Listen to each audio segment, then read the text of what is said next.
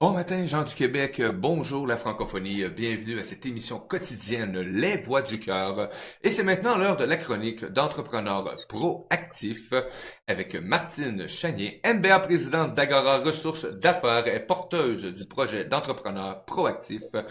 Bon matin, Martine.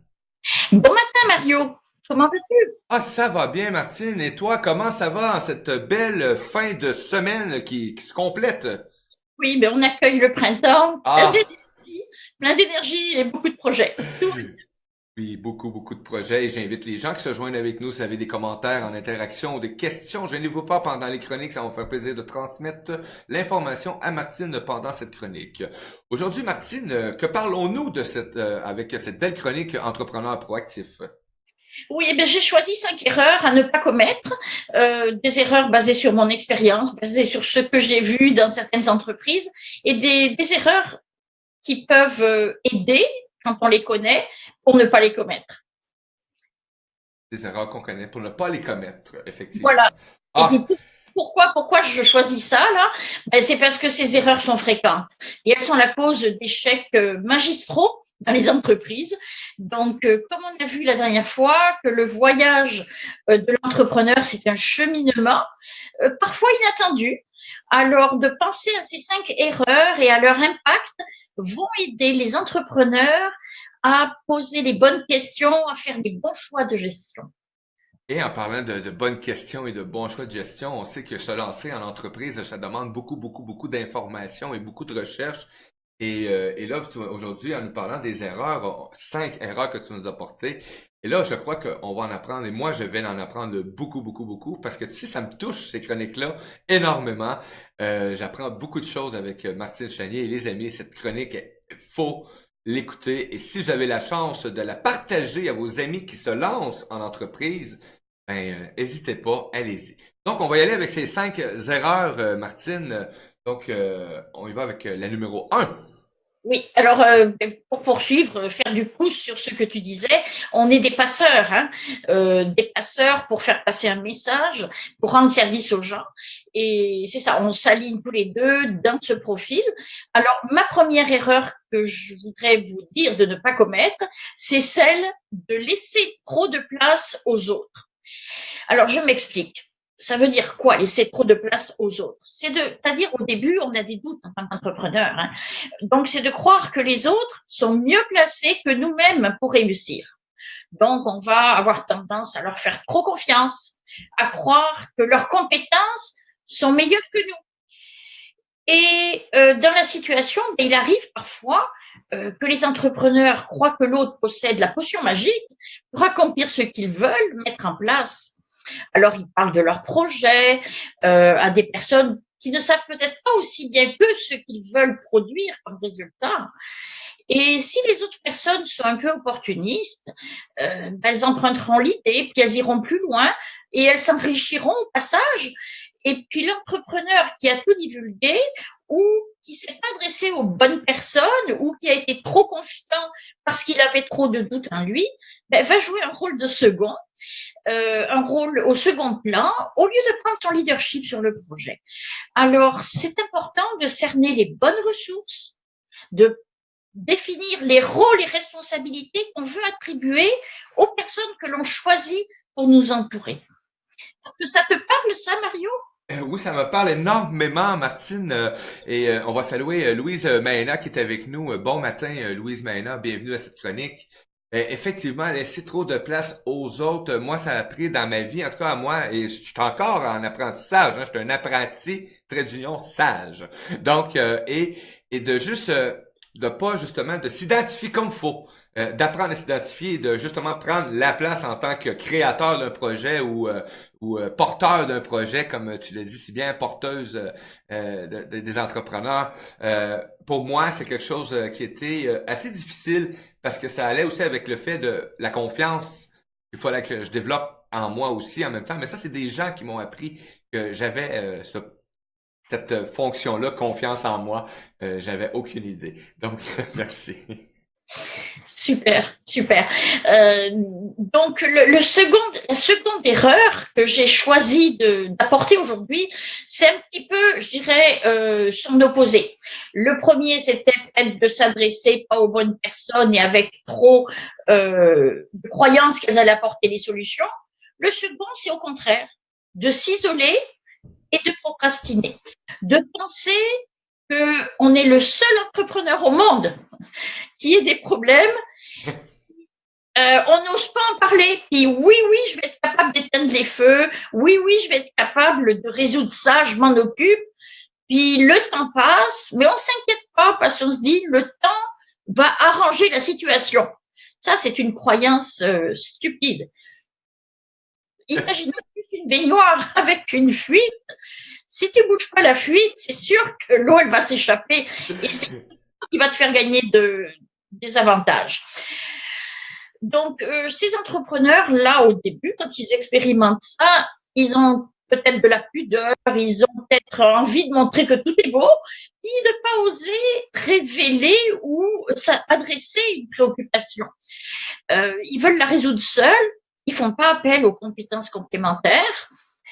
Ils pourraient choisir un coach, ils pourraient choisir quelqu'un qui va voir leur angle mort, qui va leur permettre d'avoir un regard réflexif sur ce qu'ils font. C'est un petit peu comme prendre quelqu'un qui te permet de te poser les bonnes questions, puis toi t'apportes la réponse. Donc peut-être parce qu'ils considèrent les secrets confidentiels, ils veulent pas s'adresser à d'autres, ils veulent tout faire eux-mêmes, et il serait mieux de comprendre leurs limites et avec un accompagnement de les dépasser pour apporter les solutions rapides. Alors, ils renforcent bien sûr leurs croyances en disant je m'inquiète pas, je vais m'en occuper plus tard, le temps va arranger la situation, on va laisser retomber la poussière et puis bon, blablabla. La réalité, c'est que c'est un aveuglement volontaire. La situation empire et les coûts pour corriger la situation seront plus élevés. Alors, faut y penser quand on commence à s'isoler, quand on commence à prendre du retard sur des choses qu'on devrait accomplir ou qui devraient être réalisées, ben, repenser en se disant comment j'agis juste à temps pour que ce soit fait dans les délais, juste l'énergie qu'il faut, pas plus. On ne cherche pas la perfection, on cherche l'énergie utile pour le faire au bon moment. Ah oui, la procrastination. Oh, remettre à demain ce qu'on pouvait faire aujourd'hui. Et moi, j'ai appris que quand on remet toujours à demain, mais rendu à certains lendemains, on en a beaucoup trop à faire. Et là, c'est là que le découragement s'installe et qu'on trouve plus de solution.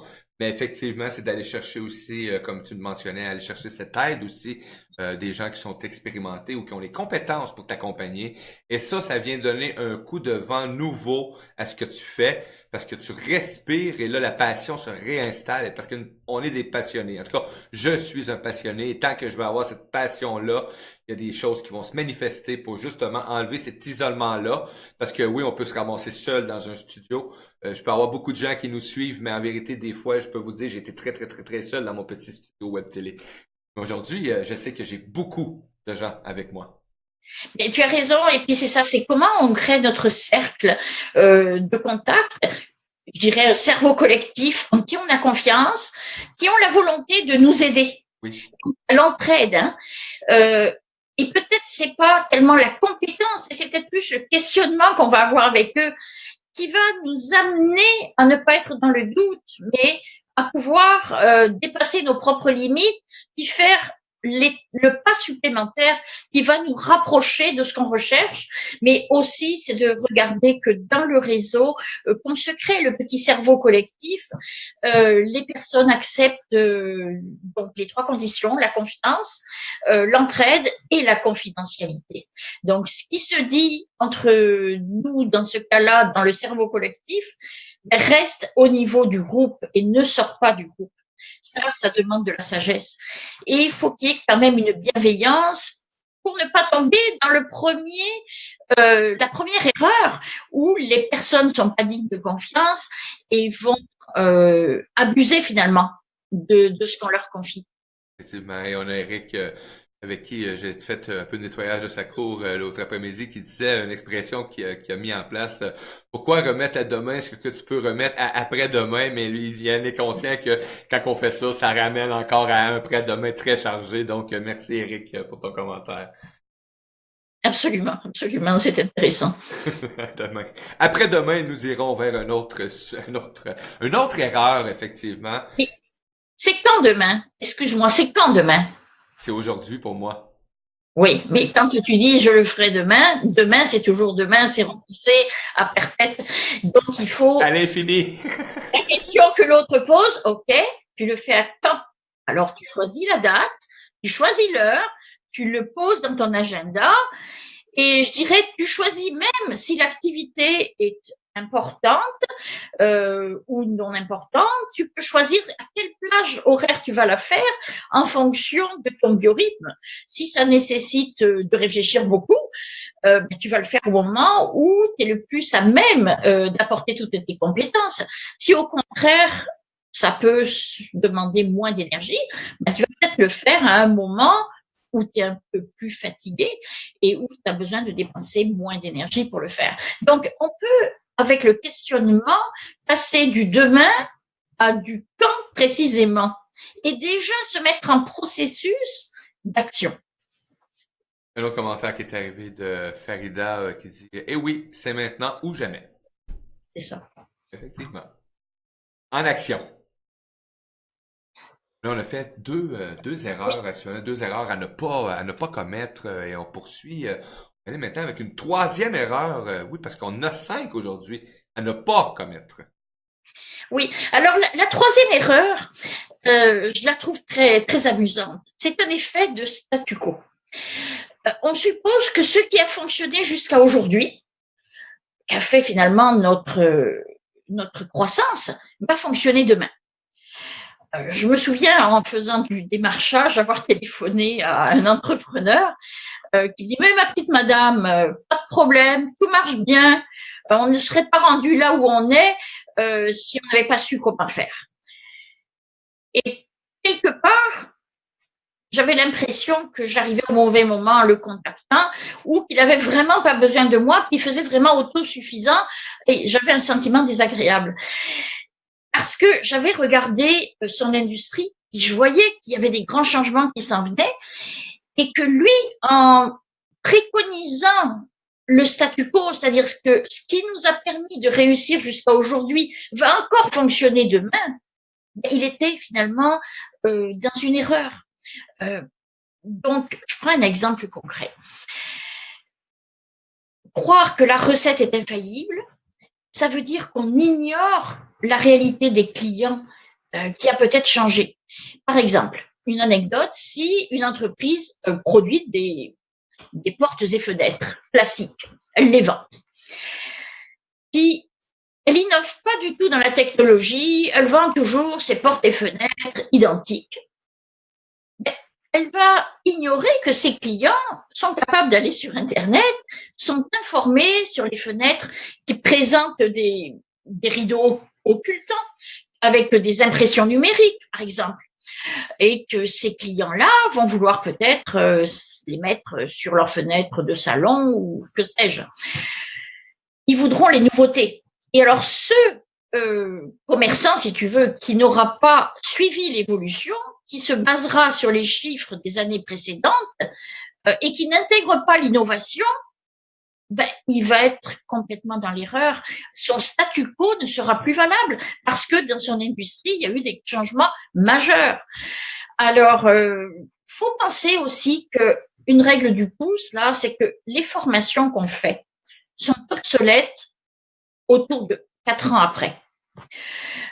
Moi, j'ai fait mon MBA pour me remettre à niveau, puis je sais pertinemment que je continue à prendre des cours par Internet pour me mettre à niveau. Autrement, la technologie a tellement changé, il y a des changements dans l'environnement global qu'il faut en tenir compte.